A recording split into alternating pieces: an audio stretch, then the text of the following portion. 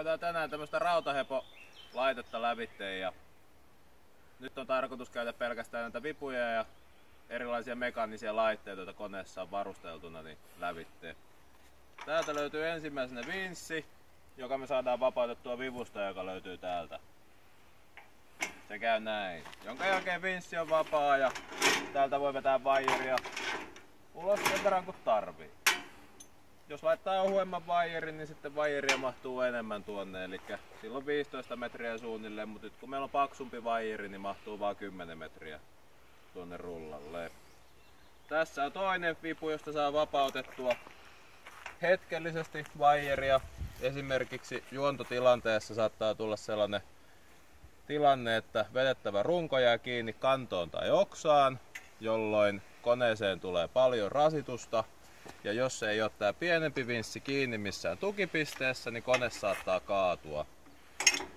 Ja silloin tästä pystytään keventämään kuorma pois ja vinssi vapautuu, jolloin moottorin tuottama voima vapautuu koneelta ja kone ei kaadu.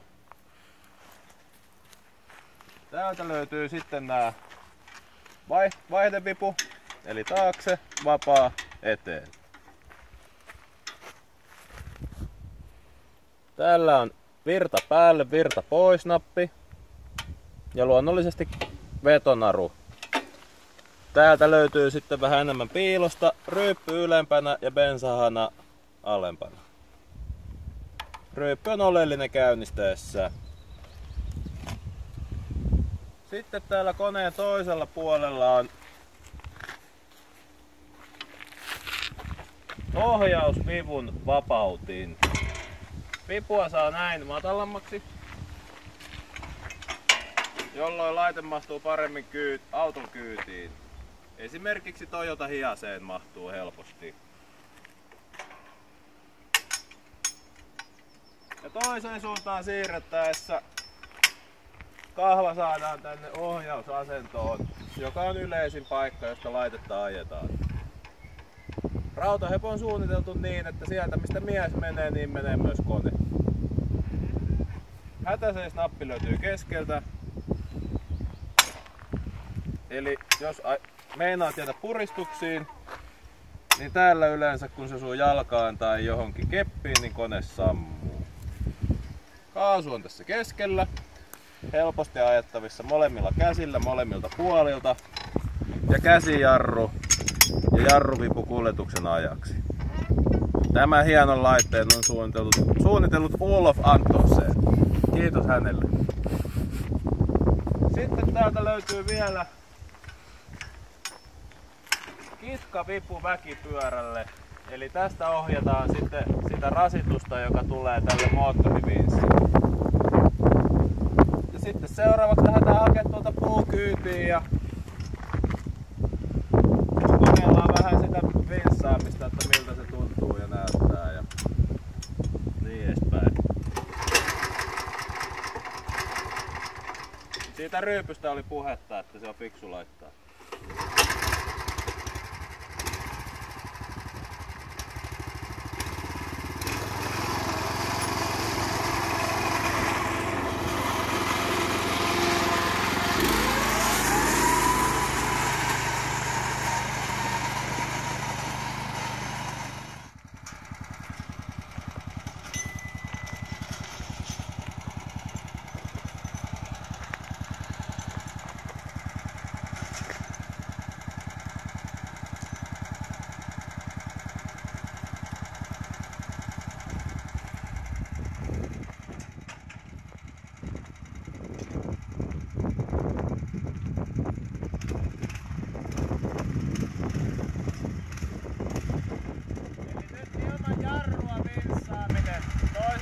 Vedämme koneen vedettävän kuorman alle.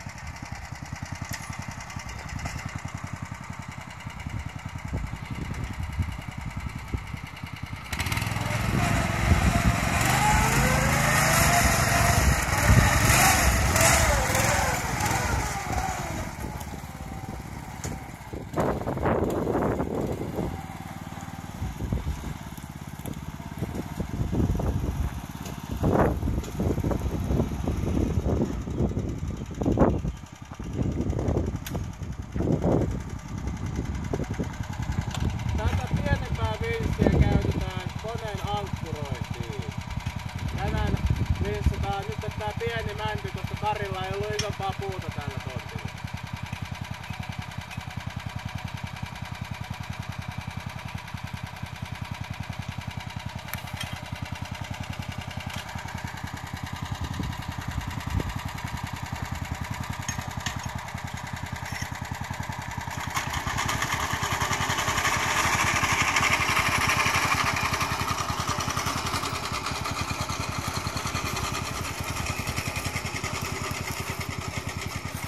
Luonnollisesti voimme ankkuroida laitteen myös suurempaankin paikkaan, mutta kuvausteknisistä syistä emme nyt ala sitä tekemään.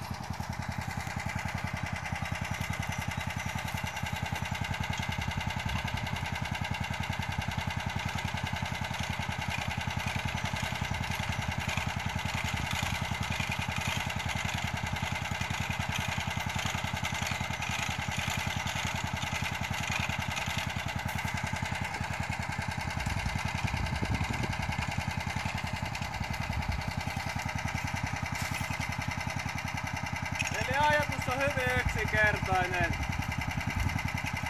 Tämä Taiman Vinssin tuottama voima ja rasitus tähän koneeseen siirretään tuonne kiintopisteeseen, joka on edessä, jolloin kone ei kaadu eikä liiku niin helposti.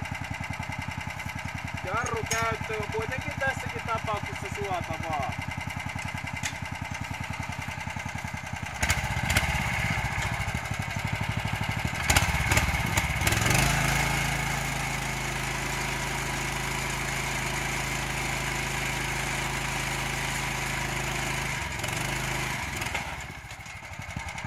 Kuten voitte huomata, laitetta on hyvä käyttää myös moottoritaljana.